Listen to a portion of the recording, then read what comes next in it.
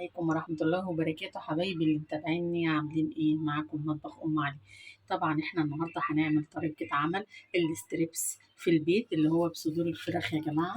جميل جدا، صدرين فرخة كده اهوت تعمليهم انا كان عندي يعني فراخ وخليط الصدور يعني سبتها كده، قلت اعملها في مرة معاكم حلقة. طبعا في صدر كده انا قطعته اهوت. ازاي هنقطعها كده. بسم الله الرحمن الرحيم. كده اهوت. يعني عشان ما تقوليش مش هتعرفي تقطعي ازاي، سهله جدا. هتجيبي الصدر كده اهوت، تروحي مقطعاه كده اهوت. ما شاء الله بيفرد على فكره. شايفين جميل جدا. طبعا اللي كده اهوت مش هتقطعي، اللي هتلاقيه عريضه كده هنرجع جايين كده اهو. وسهله جدا، شايفين ما شاء الله. بس كده يا حبايبي. هنا اهوت زي 4 معالق من الدقيق.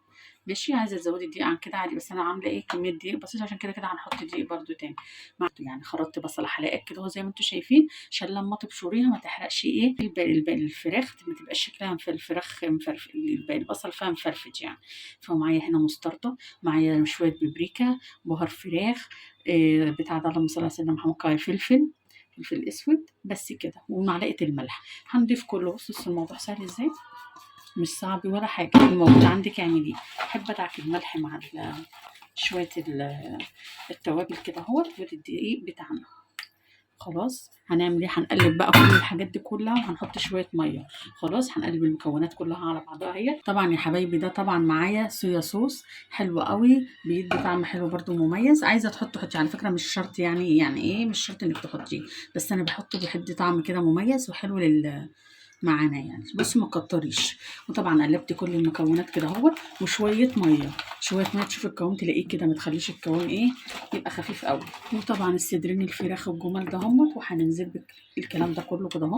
ما شاء الله ما شاء الله. هتتدبل معانا، انا مستعجله عليها. هسيبها بس بالظبط، هعمل شويه مكرونه كده على السريع، هسيبها بالظبط نص ساعه، وهقليها معاكم بقى واوريكم الجمال بقى. ايه رايكم بقى؟ الصدرين الفراخ نفش ازاي ما شاء الله، والكميه فردت معايا، هتبقى جميله جدا. حبايب قلبي طبعا زي ما انتم شايفين، ده دقيق على معلقتين نشا بس كده. طبعا انا عامله لكم ستريبس النهارده سهل كده، عامله لكم ايه بتكه كده، اللي هي انا حاطه بيضه، بحب احط البيضه في التتبيله يا جماعه. بتدي كده، تبقى البانيه اللي الفراخ شرايح الفراخ طريه كده مش ناشفه. خلاص هتقولي ليه حاطه بيض؟ هو بانيه؟ لا هو مش بانيه، انا عارفه انا بعمل ايه، بيبقى حلو. هتعملوه بتجربته والله يعجبكم قوي. حطيت هنا معلقه بهار فراخ، فلفل اسود، شويه بابريكا، بس كده، وحبة ملح صغيرين. وهندرب بقى كل الكلام ده كده على بعض. طبعا احنا مدبلين الفراخ بتاعتنا طبعا، بس كده برضو لما بتحطي فيه الدقيق وتيجي تقلي بتبقى طعمها حلو قوي يا جماعة. وعلى سن المعلقة بتحطي شوية بيكنج باودر. بس كده تبقى الفراخ كده حلوة وجميلة ولونها جميل الصراحة. خلاص قلبنا كل المكونات على بعضها. هنعمل ايه؟ اللهم صل وسلم على سيدنا محمد. سيبنا دي في التتبيله كده، هي دخلت قلنا نص ساعه، دخلت في ساعه وربع. طبعا البصل شرايح زي ما انتم شايفين، مش هنستخدم طبعا البصل، احنا بناخد بس شرايح ايه، هناخد شرايح الفراخ كده اهو.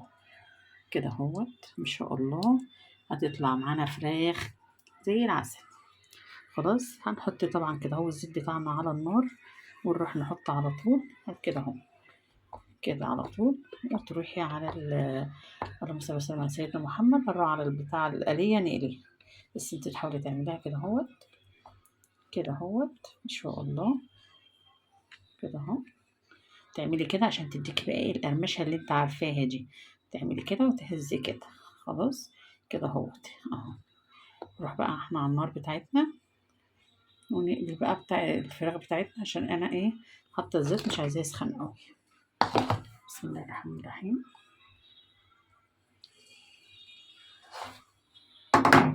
انا موطيه النار يا جماعه، هنولع النار عادي ونستخدم الزيت بتاعنا عادي سخن عادي مفيش مشكلة.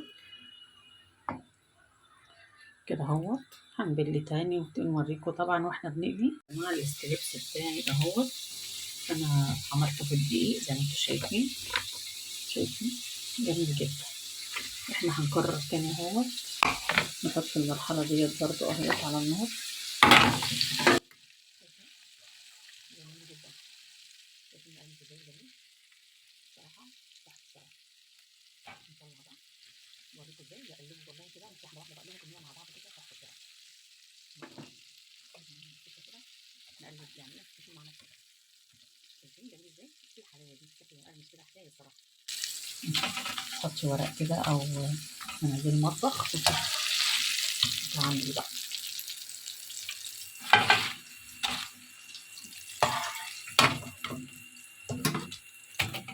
واو، هنكرر بقى الموضوع تاني ونقلي برضه. بسم الله. اخر الكميه اهي زي ما انتم شايفين، حبل دول وحبل.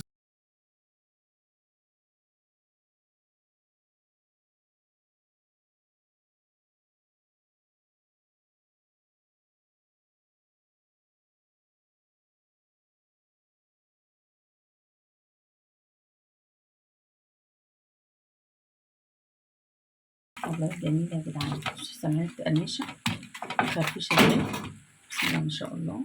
يا حبايبي الصدور الفراخ اللي احنا عملناها وقطعناها، بدل ما تعمليها بانيه بتعمليها بالطريقه دي، بتبقى خفيفه جدا جدا.